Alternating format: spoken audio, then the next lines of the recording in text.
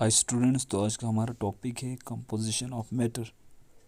Composition of matter में हम आज का हमारा टॉपिक रहेगा types of elements and types of compounds.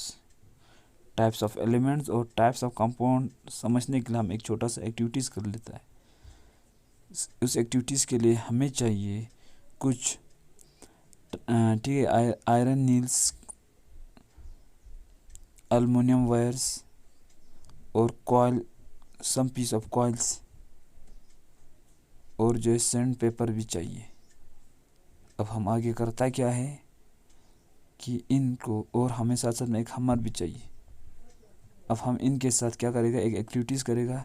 पहला एक्टिविटीज़, आयरन नेल को हम उस सरफेस पे सैंड पेपर पे क्या कर रहा है, रब कर रहा है।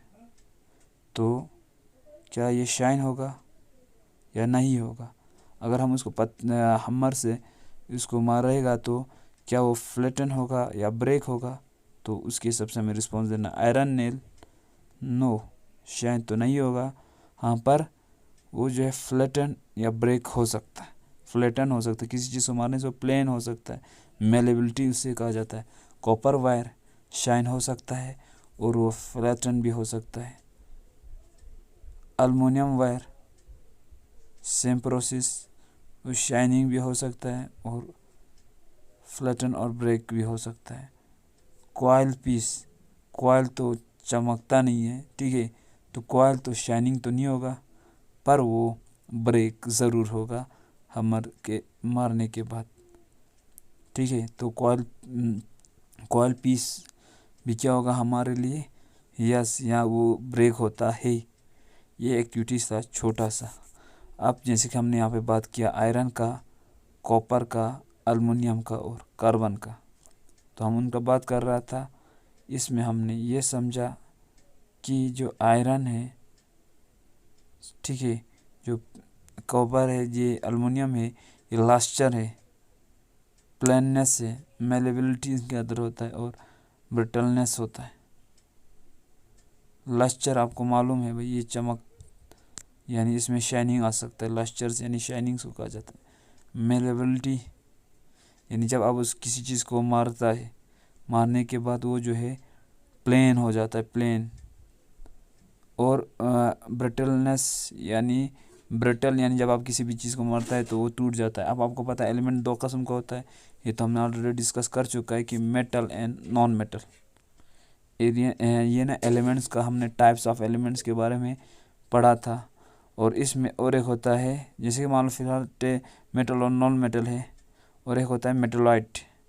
आपको पता है मेटलाइट के अंदर कैरेक्टर मेटर का भी होता है और नॉन मेटल का भी होता है। अब हमें टाइप्स ऑफ कंपाउंड्स पढ़ना है। अब टाइप्स ऑफ कंपाउंड के लिए हमें एक एक्सपेरिमेंट करना होगा, तो उसके लिए जो एपरेटस चाहिए, ये operating dish, tripod, stand, burner, extra, और जो केमिकल्स, कैम्फर चाहिए, washing soda, blue vitriol, sugar, glucose, urea चाहिए, ठीक। अब उसके लिए जो हमारा एक्सपेरिमेंट के बाद जो उसका, जब हम मान लो कैंपर को इसके अंदर डाल दिया, यानी एवापोरेटिंग डिश के अंदर डाल दिया, डालने के बाद हम इसको हीट अप कर रहा है। हीट अप करने के बाद क्या होगा, इसमें रिएक्शंस होगा, यानी वो कैंपर अब एवापोरेटिंग डिश में जब आप इसको हीट अप करेगा तो फिर वो वेपराइजेशन, यानी वो जो है हाईली हीट की वजह से वेपराइजेशन होना शुरू हो जाएगा। अब आफ्टर वेपराइजेशन में कन्वर्ट होने के बाद उसमें सम कंपाउंड रेसिड्यू, यानी जब वो एवापोरेट होने के बाद कुछ जो है उसमें मटेरियल थोड़ा बहुत बच जाता है, ठीक है। जैसे कि ये बच जाता है, जैसे कि या तो इस शक्ल में बच जाएगा, ठीक है। पर हम जब ये इस शक्ल में बच जाता है, इसको हम क्या कह लेता है, इसको हम कह लेता है कार्बन। कह लेता है इसको, ठीक है, जो ब्लैक कलर में जो बचा हुआ है। आफ्टर कब, जब हमने जो आगे हमारे एक्सपेरिमेंट में जो भी हमने कंपाउंड रखा था, जब हमने इसको हीट अप कर दिया, यानी इसको बर्न कर दिया, जलाया, नीचे से हीट कर दिया, उस रिएक्शन की वजह से जो इवापोरेशन हुआ उसमें कुछ जो थोड़ा बहुत बच गया इसको हमने कार्बन कह दिया। अब इसको हम बोलता है ऑर्गेनिक कंपाउंड्स भी कहता है और इसको हम कार्बन कंपाउंड्स भी कह सकता है। ऑर्गेनिक कंपाउंड जो खुद ब खुद बच जाता है, यानी ठीक है, यानी ये ऑर्गेनिक चीज़ों से बन जाता है ये चीज़, इनऑर्गेनिक नहीं है, ठीक है। इनऑर्गेनिक जो हम बना देता है। अब ये कार्बन कंपाउंड में ऑर्गेनिक कंपाउंड्स को पहले हमें समझना है। ऑर्गेनिक कंपाउंड्स होता क्या है? Petrol, cooking gas, camphor, sugar, glucose, urea, ठीक है। ये सारे जो है हमारा ऑर्गेनिक कंपाउंड्स है। और इनऑर्गेनिक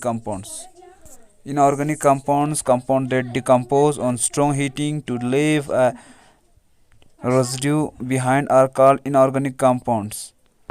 जो इनऑर्गेनिक कंपाउंड्स को डिकम्पोज करने के बाद जो कुछ थोड़ा बहुत बच जाता है ना, उसी को इनऑर्गेनिक कंपाउंड्स कहा जाता है।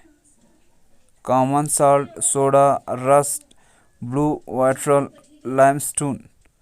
तो मैंने आपको पहले बोला था जो थोड़ा बहुत बच जाता है ना, कार्बन जिसको कहा था, वो असल में ऑर्गेनिक कंपाउंड्स से बन जाता है उसको कंपोज करने के बाद। What is complex compound? The molecules of compounds having a complex structure formed by many atoms, and in the center of this structure metal atoms are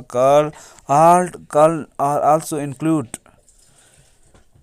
ठीक है। आर कॉल्ड, आप इसको कॉम्प्लेक्स कंपाउंड भी कह सकते हैं या include such compound are called complex compound भी कह सकते हैं। Chlorophyll that contain magnesium, haemoglobin that contain iron, ठीक है। अब various atoms in the molecules of compounds are joined by chemical bond. तो बहुत सारे जो है मॉलिक्यूल्स ऑफ कंपाउंड्स बनता है जब केमिकल बॉन्डिंग होता है एलिमेंट्स के बीच में। कार्बन के एटम्स दूसरे एटम्स के साथ मिलके जो कंपाउंड बनते हैं तो कार्बन कंपाउंड्स कहलाता है। तो थैंक यू, नेक्स्ट लेक्चर में फिर